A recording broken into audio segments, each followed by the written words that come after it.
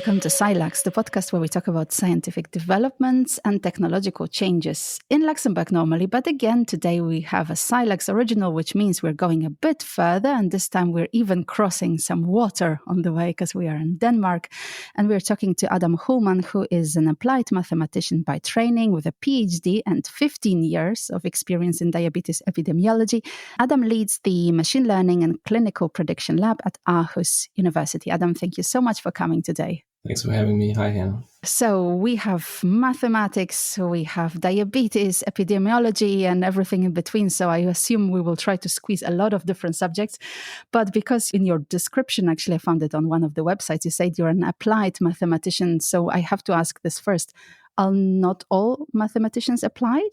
Yeah, to be honest, even though my degree says applied mathematics, I do applied mathematics, but my education was very much theoretical. So back then, as a student, I would have loved to have more applications, but to be honest, it was more classical mathematics education with a chalk and a blackboard, which was to some extent fun, but I would have really liked to see what it can lead to. For example, machine learning is based on many methods based on linear algebra, which I didn't know, I didn't find out during my education. So I'm asking about it for a reason, because I talk a lot with people about applications in general and how you can apply their science, but also how school teaches in general, right? So the whole idea of certain subjects being a bit closer to real life, at least that's the way students feel, and certain not. And I love mathematics, so I just also like the chalk and the theories, but at the same time, there are moments when it's not so applied. So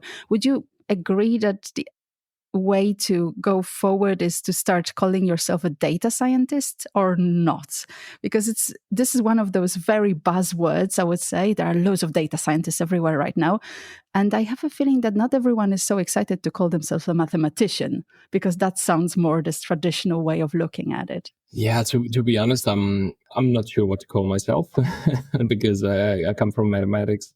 I did a PhD in epidemiology and I work with machine learning. And in a sense, I would say data science is kind of an umbrella term, or much more, broader. So if I'm somewhere in this triangle between three areas, I actually do like having the label data scientist. But I also acknowledge that some people don't, because it's still quite fluffy or not very precise. And, data is everywhere, from biology to chemistry. So what is data science? Yeah, it's difficult to define, I think. Yeah, I'm asking about it because I noticed in some descriptions you had it, and it's a very fluffy word. And a lot of people are jumping on board, that's why. Yeah, but I think it's still good to have data science as a term, because, then it also gives the opportunity to gather people from across disciplines.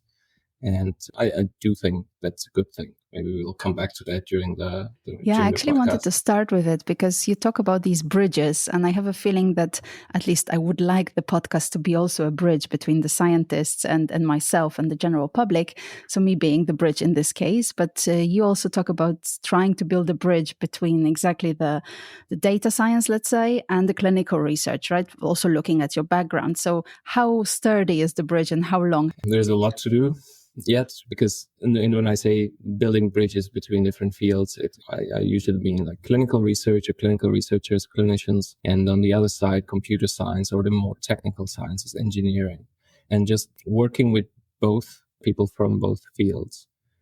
There's a huge difference in research culture, just where we publish and how the publication process is. Like in computer science, biggest achievements could be publishing a paper or submitting a paper to a conference.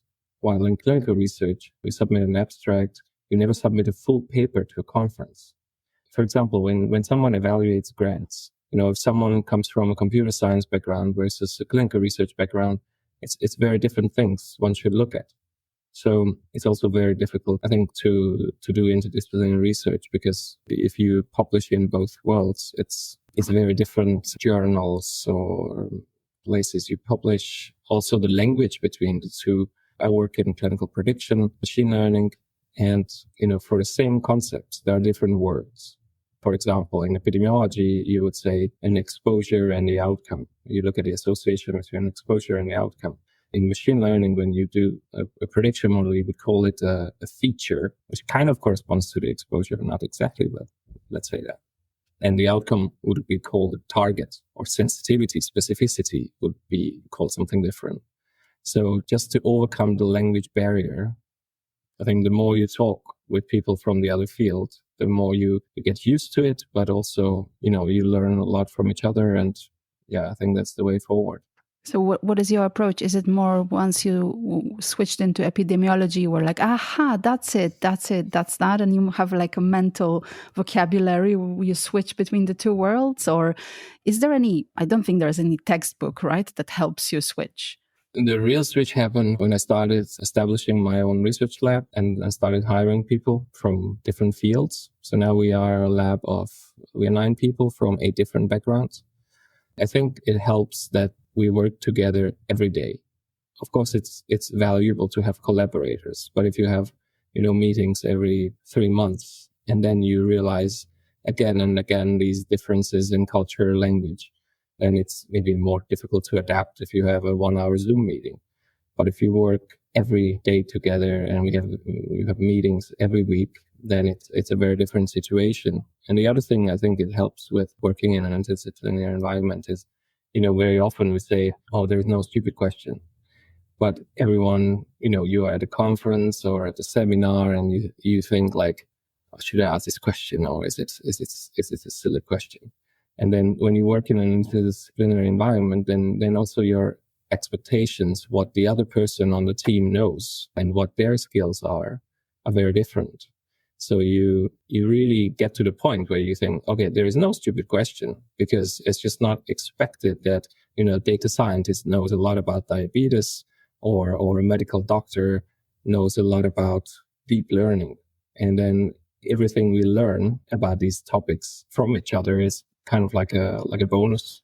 For the differences in culture, do you have a preference in the sense, okay, here I'm going to just get you closer to, I don't know, computer science approach, and here I can go more like clinical research does? I think there are definitely something we can learn from both fields. For example, in computer science, data science in general, people are more into publishing preprints, for example, just putting everything out there. Once you have a version that you are happy with or co-authors are happy with, when you submit to a conference, you put up a preprint. So I think it's a bit more open world, and we do that as well. We try to do it with almost all our papers as well. And in clinical research, I think, for example, in clinical prediction models or randomized controlled trials, there are well-established guidelines how to report them, for example, which are not very well known in the machine learning world. So how to report clinical prediction models. There are guidelines called tripod AI. They are not well known in data science. And it makes life also for reviewers, but also if you are writing a paper, it's kind of like a checklist. Okay, this is an aspect I have to report on, because otherwise people will not have the full information. So I think there is definitely lessons learned from both sides. So you didn't really answer on preferences, but I understand you have to be careful. No, I know it's a diplomatic answer, but I think, yeah, we can learn definitely from both. Yeah, it's a very good answer. I understand why you're giving me that.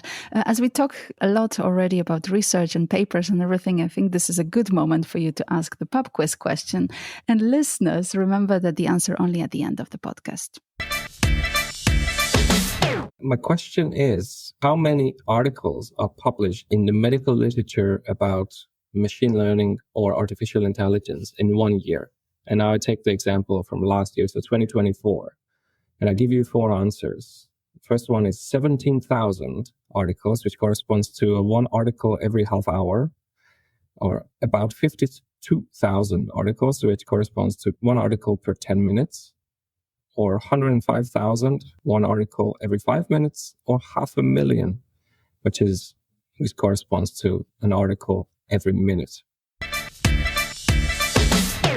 All impressive. And so listeners, remember, answer only at the end of the podcast. Okay, so you talked a lot about clinical prediction models. And to be honest, as I'm more closer, let's say, to IT and maths and all this, I assumed that clinical prediction models are basically using machine learning, or I don't know, somehow are very close to your field as well, IT and computer science and mathematics. But I have a feeling that they are not. So they're different. They're not using the AI machine learning models to predict clinical outcomes, or what's going on? Please explain this to me. So I would call a clinical prediction model can be, based on a regression model. So more traditional statistical methods and just a few variables like age, body mass index, whether the person takes lipid lowering treatment, and these more clinical variables, so demographic variables. And then usually a clinical prediction model would, based on these predictors or risk factors, would calculate a risk score or a probability of having an outcome, which could be a diagnostic prediction model, whether the person already has the outcome, or a prognostic prediction model, like what is the risk of cardiovascular disease in 5 years or 10 years.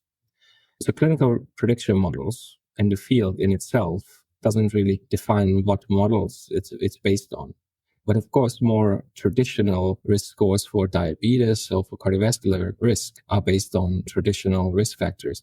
But now that we have access to more and more new types of data, like images, in the case of diabetes, for example, retina images are taken every year when a person with type 1 diabetes visits the clinic for a yearly checkup. To be able to integrate this kind of data into clinical prediction, the only way to go is machine learning. So if we use tabular data or the more classical variables, then most prediction models or risk scores would use traditional statistical models. But what I call a classical or traditional statistical model, a logistic regression model, if you asked a clinical researcher whether they think it's machine learning, if you asked a data scientist whether they think it's machine learning, you would get different answers, most likely. So there is not really a consensus on what is machine learning. So what is data science? That is also a bit of fluffy, but what is machine learning is also, not quite clear. Depends on who you ask. Okay, so the assumption is that, let's say you have a clinical researcher that starts doing their research and they start using these models. So at what stage are they in order for you to say, okay, wait a second, now we look into data science, now we look into the models I would like to use? I think the big difference between data science approach and the more clinically based approach is that in clinical research, also in epidemiology, we often do research based on hypothesis. So you have a prior hypothesis, and based on assumptions and what your hypothesis is, you create a model. Or very often, ultimately, you would predefine your model and you would only fit one model to your data. So you would include all the variables that you should adjust for or take into account, and you would fit one model. I would call this the hypothesis-driven research approach, which I would not call machine learning. On the other hand, if you have a question that I want to predict this outcome, and this is the data at hand, but I don't really know which variable is the most important, I don't want to make prior decisions on, for example, is this variable feasible to include in a real world setting? I just want the best prediction model. Then there are more data-driven approaches, or called the algorithmic modeling culture, where you would try many, many different models. Of course, then the evaluation of the model has to take that into account, that you tried many different models. I think it's not necessarily the method you use, whether it's logistic regression or not, that determines whether it's machine learning or not, but rather the approach, the method of how you develop your model. But then what I see as a problem is that if you want to publish a paper and you actually say, all right, so basically first I looked into data, so you reverse it and you say, okay, it's data-driven approach. In the clinical research, people will be like, no, thank you. Reviewers say, no, this is absolutely not how we do stuff. In data science, you can still, do analysis plans. You can still predefine that process. How will you evaluate those many models and how will you compare?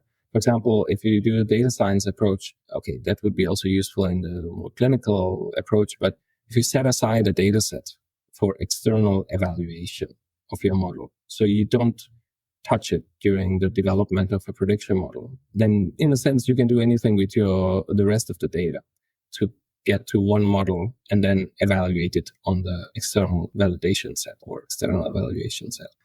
So there are still different approaches how to do this properly, which is well established, and I don't necessarily see a problem with it if it's conducted properly and planned properly. But we see a lot of different issues in clinical prediction research, regardless of whether it's machine learning or not, about methodologies. And this probably goes also back to how much people love statistics and studying it at university in general, and then how much they are excited about applying the correct methodology and models and without really understanding everything. But that's a long discussion. I don't want to go there, and I don't want to start complaining about the education system. Yeah, but I think it's extremely important that it's easy to develop a prediction model. It's extremely difficult to develop a prediction model that makes sense in a real world context or clinical context. So if someone with a statistics background, without any collaborators from the clinic, just uses some open access data, it definitely generates, research papers. And I don't want to give more hints on the pub quiz, but there are a lot of prediction models published in the literature and very few implemented in clinical practice, because it's just bridging or the implementation process. There are so many pitfalls, and it's necessary to understand the clinical context to be able to create something valuable. And it also leads me to the discussion I had in the beginning of this season with Dr. Carlos Vega about data, of course, and data ethics, but also the whole episode is called "The Data is Not Enough." So, the whole idea of open access data, and then suddenly, of course, announcing that now we can predict what happened with COVID, for example, everything, right, on the basis of dubious data or not well labeled or whatever else. That's a different story. And that's, if you listeners, if you want to know more about this, go and listen to that episode. I really like it personally. But what I wanted to ask you right now is that, okay, you are more on the diabetes side, right? So how do you start with this? Okay, you get into a very basic knowledge, I guess, from life, and then you have to speed up with everything in order to be able to actually do all your work within that field. Before starting my PhD in diabetes epidemiology, I did not know much about diabetes, to be honest. So it was kind of by chance that I took a chance. So met the right person who became my future PhD supervisor, got a textbook, Introduction to Diabetes or something like that, and started reading and started just engaging in the diabetes community. And now it's been 15 years. It has been a journey, for sure. But nowadays, I think it's maybe a bit easier. So when people start in my team, then I like to, recommend some MOOC, like online courses, just 4-hour course on diabetes. It's a good start. But the other thing is that the team is based at the hospital at Steno Diabetes Center Aarhus. So we are exposed to diabetes in a sense that we walk through the clinic when we come to the office every day. So it's a very, in a sense, convenient setup that we have access to information. Or for example, we had some from the team. We also went to the clinic to follow a clinician for an entire day. So we interacted with people with diabetes as well. Some of the things that we think that AI can solve in the clinic are just very different when you are there. And then you see some of the more fundamental data issues. So it's really good experience to actually meet the people who work with diabetes or people who have diabetes. You can learn a lot. I think you can definitely learn a lot more from that than from a course, which I just said in the beginning. But they complement each other. So. No, but it's a good point. I used to be a teacher, and I keep saying that, okay, I understand all this approach right now that you can learn through exactly AI can be your teacher in some ways, or you can do courses that are just you watch a video and you do some exercises. But there is something about that human contact that really changes a lot. And you should remember that. That's good you said that and kind of reversed also your answer in a way. But what I was thinking, I do have some family members who have diabetes, which means my knowledge is bigger than the usual, let's say. But of course, there are moments when your child or someone in your family gets diagnosed, and then you start from scratch. So if you were to give like 4 sentences to people, what should they know in the beginning? Because I think there is a lot of research going on. We are at a completely different stage, and some of the knowledge that people have has stayed a little bit, in the past. Or is it really not changing this fast and I'm getting it wrong? Maybe the most important thing is just to know what is diabetes. So it's a chronic condition. It occurs when the body doesn't produce enough insulin or does not produce at all insulin. And why is that relevant? Because insulin is the hormone that takes care of the blood sugar and facilitates the uptake of sugar from the blood, creating energy in a sense. So this regulation is extremely important, because if you have high blood sugar over a long period of time, it damages the vessels, the small and large vessels, leading to complications like kidney disease or eye diseases or cardiovascular diseases. And those are definitely a significant burden for people with diabetes. That was really 3-4 sentences. You listened to my thing. And what about the management of it? So, okay, you're diagnosed. It's for life, as you said. Well, it's chronic, right? Is it a lot of work to manage it nowadays from the patient side? There are 2 major types of diabetes, type 1 and type 2. And I think there are, some differences for sure. Like in type 1 diabetes, which is the complete insulin deficiency. So no production of insulin. Of course, people have to get insulin, so they have to inject an insulin pen, for example. They also have to monitor their blood sugar levels much more closely. So many people with type 1 diabetes use some technology like continuous glucose monitoring devices, for example, insulin pumps. And in type 2 diabetes, that's more what people would associate with like a later onset diabetes associated with lifestyle factors, obesity. And for example, in Denmark, people with type 2 diabetes, most of them, they would just go to their GPs and not to a specialized diabetes clinic unless for some checks for complications. And then lifestyle intervention, just a healthy lifestyle. But that's something that I always think that's not something diabetes specific. If we promoted a healthy lifestyle, diet, physical activity, everyone, the whole population would benefit from it, not just people with diabetes or other chronic diseases. It reminds me of the discussion I had with Dr. Guy Fagarazzi here in Luxembourg at LIH.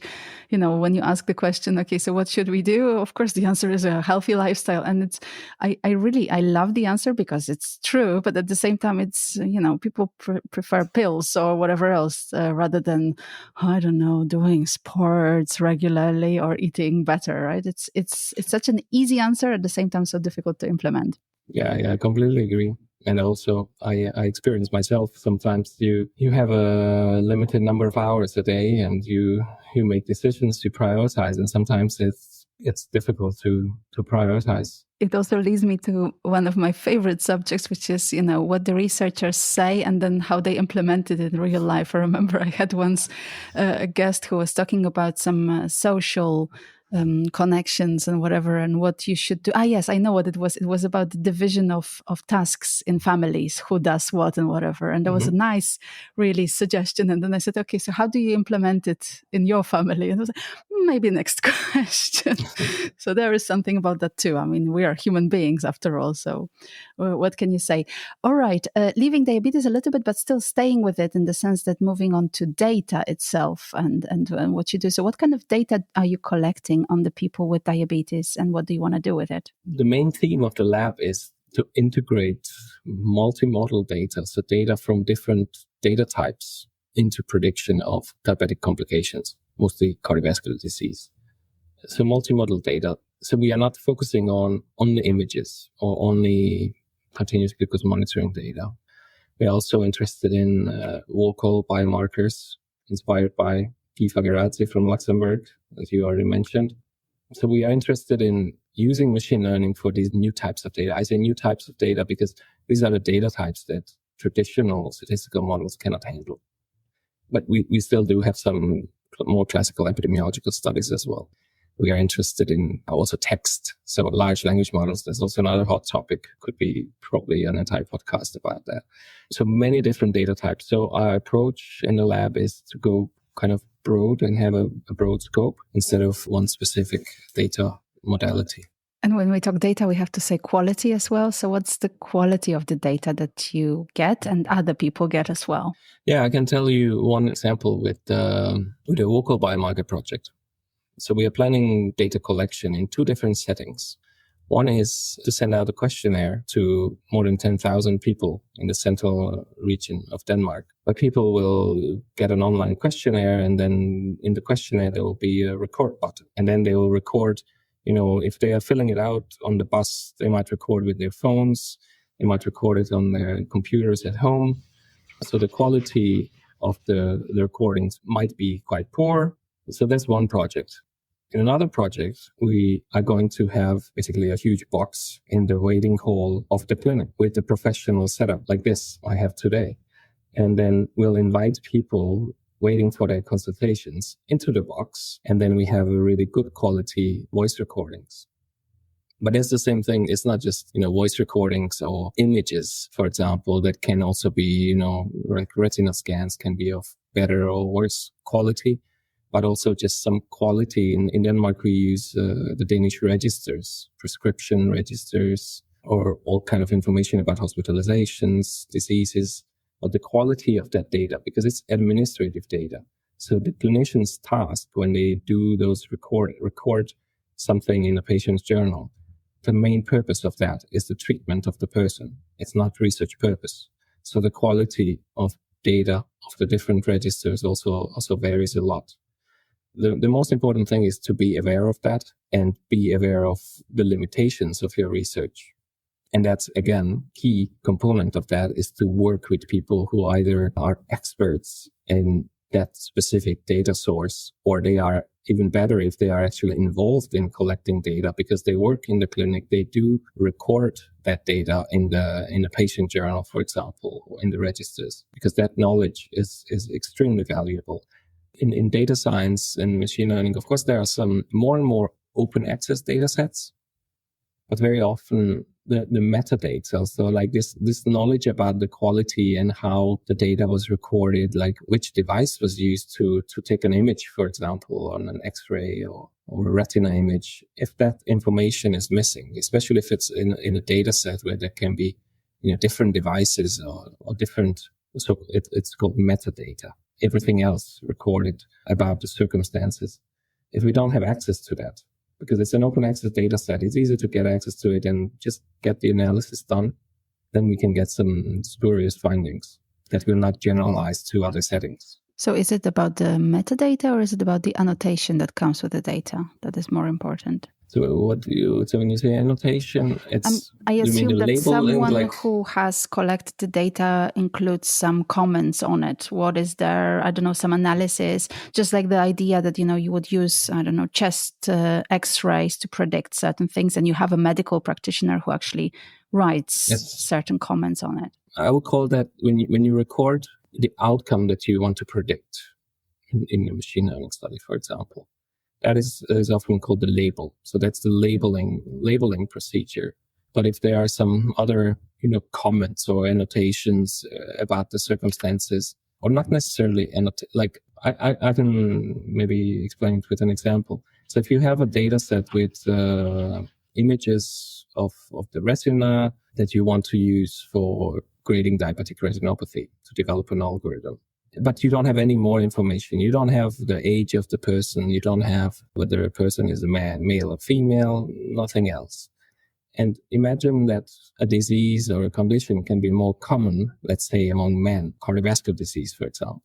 And based on your image or voice recording, if you can predict whether the person is male or female, right, which based on voice, it's not too far-fetched. If there is a difference in prevalence of the disease between men and women, then your prediction model will actually discriminate or predict pretty well based on the voice whether the person has the disease or not. But it doesn't mean that the recording has anything to do with the disease or any signal or causal link between the voice and the outcome, or an image and the outcome.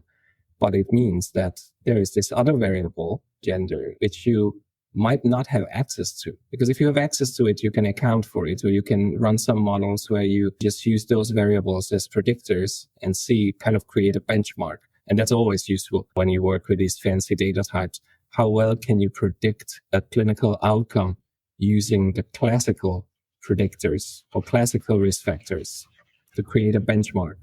Because if you just say, okay, I have all this fancy data, this is how my model performs in itself, you have to relate it to something, because maybe age and sex is already, you could predict pretty well. Then adding voice recordings or retina images to the prediction, it doesn't add any value, might not add any value.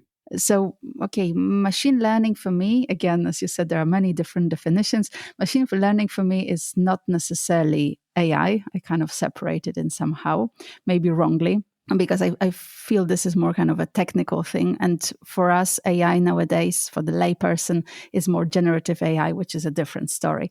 Maybe I'm getting it wrong. I can see you're not exactly agreeing. You'll tell me in a second what you think. But what I mean is that, with all the deep learning approaches and exactly preparing a model, giving it data, preparing a model, then adjusting the model on different outcomes, neural networks, all these kind of things, I still feel that it's a different kind of a branch. And I was wondering what is the direction, let's say, you think you're going to go with prediction models and machine learning when it comes to medical imaging? And if I defined all this correctly or not. It's true that machine learning and artificial intelligence are used interchangeably quite often.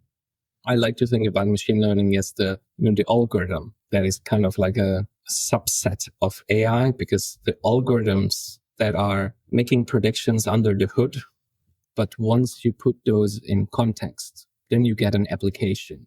Then you get something that kind of mimics human behavior. So you can also take this example, like you have a biomarker that you have many different ways to measure. In this analogy, those could be the machine learning algorithms, many ways to predict a certain outcome. But then you have a diagnostic test where you already have like a decision rule, or, okay, how do I use those measurements and what action they will lead to? So I take the output from the machine learning model. It could be in a everyday context, like what's the probability that a car's camera sees a stop sign? But to put that in context, a self-driving car, driving a car is something that usually humans do, but it's based on that algorithm that can recognize the stop sign and other things, the machine learning algorithms. If you put those together and put them in context, I would call that as AI. And what direction we are going, I think it's a very special field in a sense, because, in research, we are used to academia driving research, being the main driving force. And in AI, it's just not the case. It's the big tech companies. And the field develops so rapidly that I think what we need is, there are way too many prediction models and machine learning models also in the clinical literature.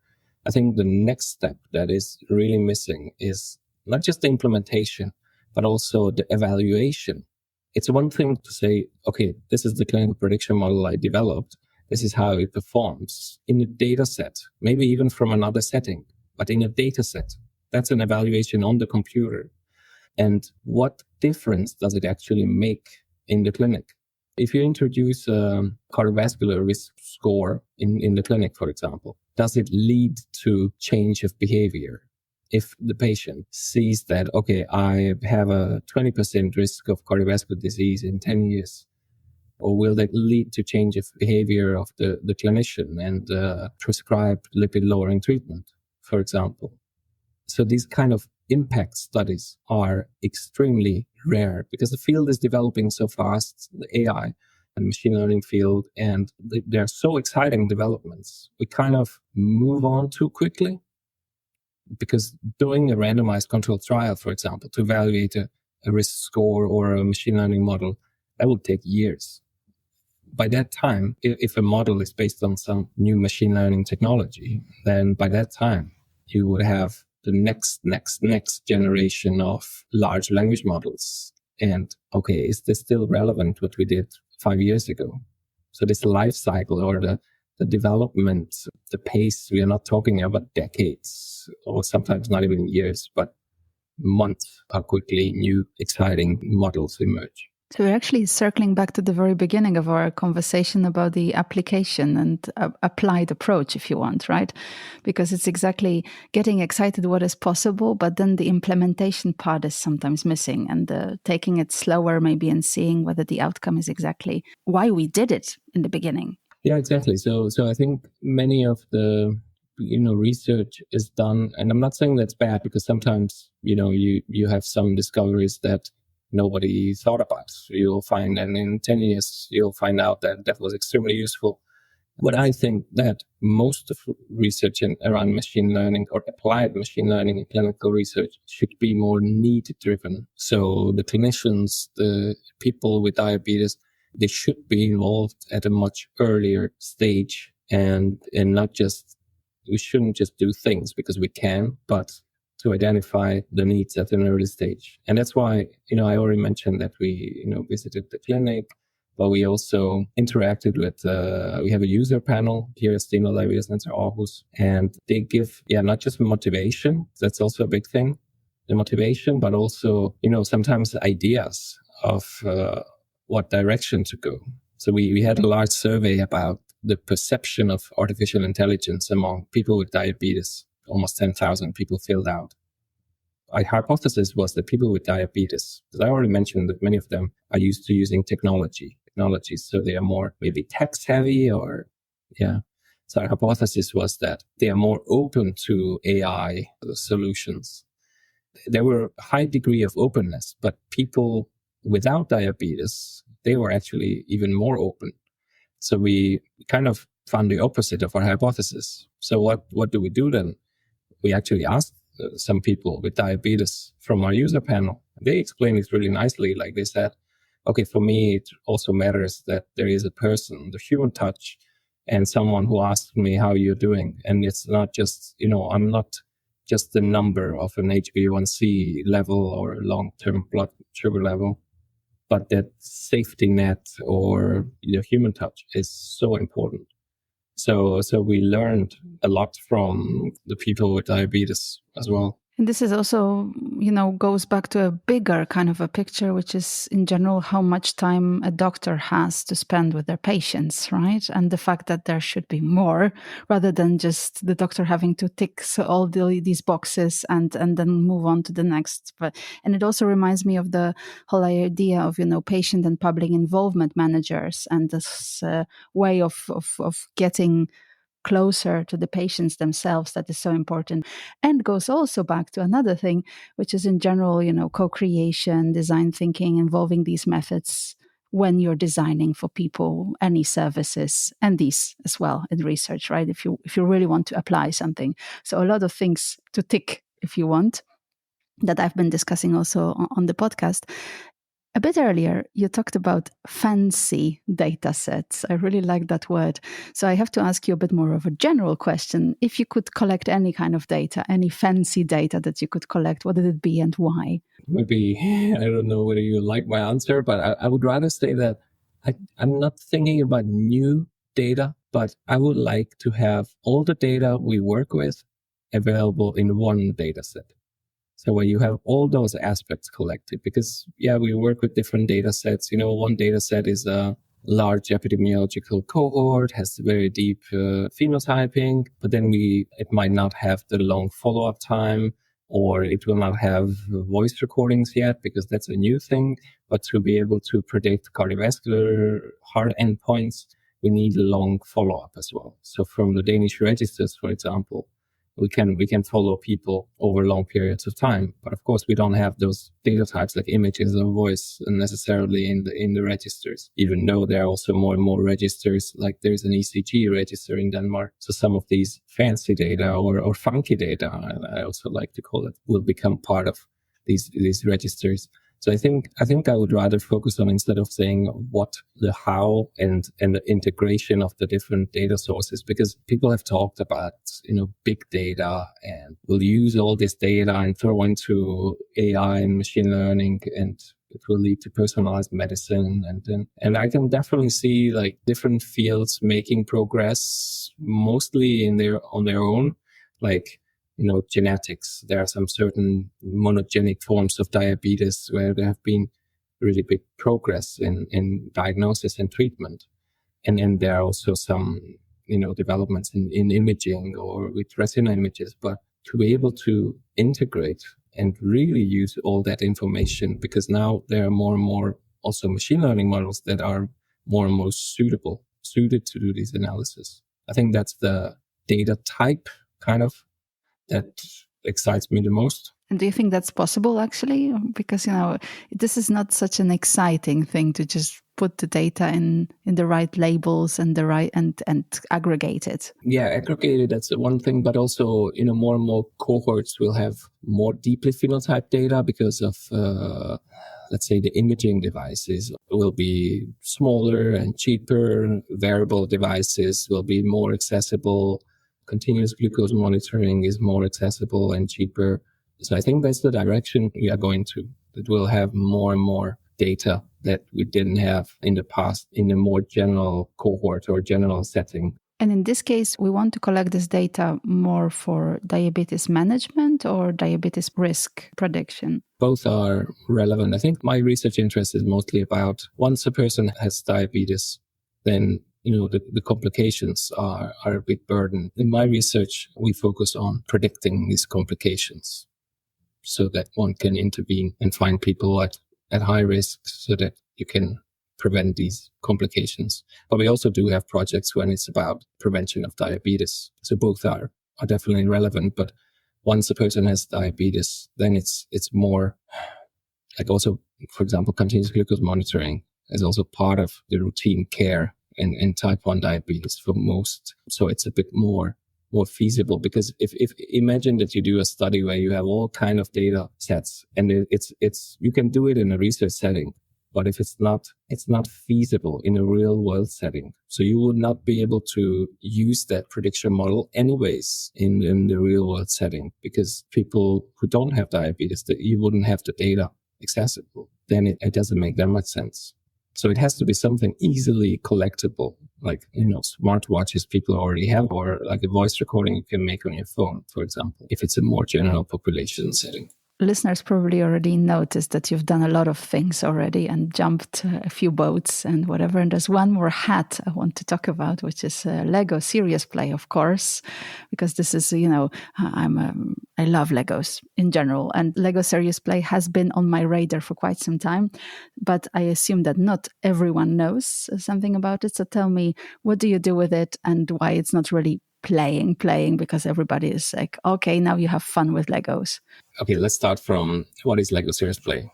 It's a facilitation method where you use Lego bricks to facilitate the workshop. So basically any meeting where you have discussions and there is a question with no right or wrong answer, and you are interested in people's opinions and you are genuinely interested in input. So it's not just a one-way communication. Then Lego Serious Play is a really, really powerful method. The way it works is you have a big pile of Lego. You actually don't need a big pile, but you have some Lego. You ask a question and participants would usually build their answers. Of course, it's not a Lego Masters. So it's very important to mention that it's not building, something. What do we do? Children or even adults usually build with Lego cars, a castle, things from the real world. In Lego Serious Play, in the beginning of a workshop, we warm up and we learn to use metaphors. So, if I show you a red plastic brick, it can mean very different things for you and me. So when I build my answer to a question, it's only myself who decides what the different bricks mean. So you can make some very small models that can be powerful metaphors. I use Lego Serious Play mostly for team building. We also used it for brainstorm about a grant. Every other week, we have the Bricks of Team Spirit Award in my team. Some people are really good in expressing their feelings and opinions with words. Others might be good in writing them down and sending it in an email or a message to someone. And other people might be really good in building something with their hands and building the Lego model with powerful metaphors to express why they, appreciate a colleague, for example. So when you tell the story of your model, the power in the method lies in that no one is going to question you when you present your model, but you can get questions about the model itself. So what does that brick represent? But why questions? Why did you put it that way? Why did you build it that way? Those are not allowed in a Lego Serious Play workshop. When people get used to it and used to using metaphors and get into this flow, then it's a really good method where people open up, and also, everyone will build something. Everyone will present. And you look at your neighbor's Lego model, because they use metaphors, you might not have a clue what it represents. So people are really, really focused in listening to others. So the skill of listening also, that's something I think I learned from both facilitating Lego Serious Play workshops and also being a participant, that, just looking around when someone is talking about their Lego model and the level of focus people have and curiosity is really fascinating. Yeah, it's true. It's this whole active listening and the ability to listen to each other's presentations. And of course, at school, we have that moment when someone presents in front and everybody else is doing something else because it's not their turn, right? That's more or less the situation. We don't learn this. And it's very difficult as a teacher or a facilitator to get context in which people will want to listen out of curiosity, right? So in that case, I think with Lego Serious Play, this is ideal because you're like, what on earth is this? So you actively are really there because you want to find out. Whereas when it's just talking or giving feedback or answers, not everyone will be there on board and really listening. So that sounds very, very cool. And hopefully you'll be applying it more and using it more. Maybe somebody gets inspired as well. We will share some links if you want to know more about the method. And as you said, it's not so important to have a huge collection of Legos. Of course, there are big sets as well that Lego promotes. But if you go for metaphor, it's also possible to start small. You can even do Lego Serious Play workshops online, which is basically, I remember during the training there was one day online, and it was just a picture showing different Lego bricks. And I think the task was to pick one brick and just explain what it signifies, what it means to you. So we didn't even, for the warm-up exercises, you don't even necessarily need to have Lego in your hands. Of course, it gets fun when you start using the Lego. And now we do have like 5,000 Lego bricks here at State Library Center, almost, because I infected some people as well with the Lego. And this is just so cool. All right. This is actually the moment to switch from Legos to the pub quiz question, which is also very cool. So listeners, now we are going to solve it. But of course, I will ask Adam first to remind us what the question was, maybe without the multiple choice, and then give us the answer. Yeah. So the question was, how many papers were published about machine learning and AI in the medical literature in 2024?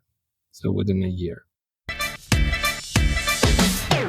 And the correct answer is, and I kind of hinted that there are many, many papers in the field. It's about 110,000, 105,000. So one article every 5 minutes. This is based on a PubMed search. So only including the medical literature.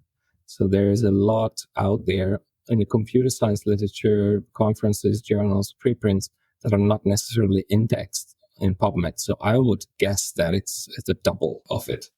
And what do you see in them? In the sense that you, as a person building the bridges, you have this outlook on both, right? So, is it more clinical researchers who are trying to bridge the other way, or what's, if you were to summarize somehow?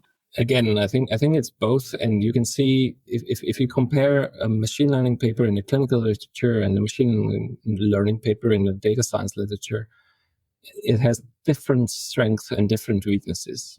I would say, a machine learning paper from data scientists would probably or most likely not explain the clinical context that well. I'm not saying that there are no good clinically relevant papers out there, just on average. I think the machine learning parts would be very detailed and precise and advanced. But the clinical part, how was the composite endpoint for cardiovascular disease defined, for example? I've read papers where it was completely missing. So you didn't know what cardiovascular disease were included in this composite endpoint. On the other hand, when you have, clinical researchers now, because to develop machine learning models, they're in R or Python, it's relatively easy. It's accessible to everyone. Couple of lines of code and you can fit a random forest model, but you would miss the details or the arguments of the different choices of hyperparameters in the machine learning models.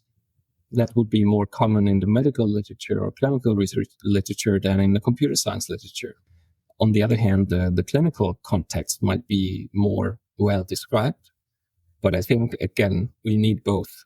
Right? We won't like to bridge. We should collaborate more, working into interdisciplinary teams so that we have both solid, good methodology used to solve problems, clinically relevant problems that can be then implemented and used. So I would summarize our discussion together. Let's put the people together and let's put the data together. Both kind of fit within the context. And Adam, thank you so much for coming. I hope listeners were really inspired, because I was, for sure. Yeah, thanks very much for having me. And this is it for today. Don't forget to subscribe, to follow us, to read what we're writing on all the social media. And remember, you can always suggest a guest. This was Silax, and my name is Hanna Siemaszko.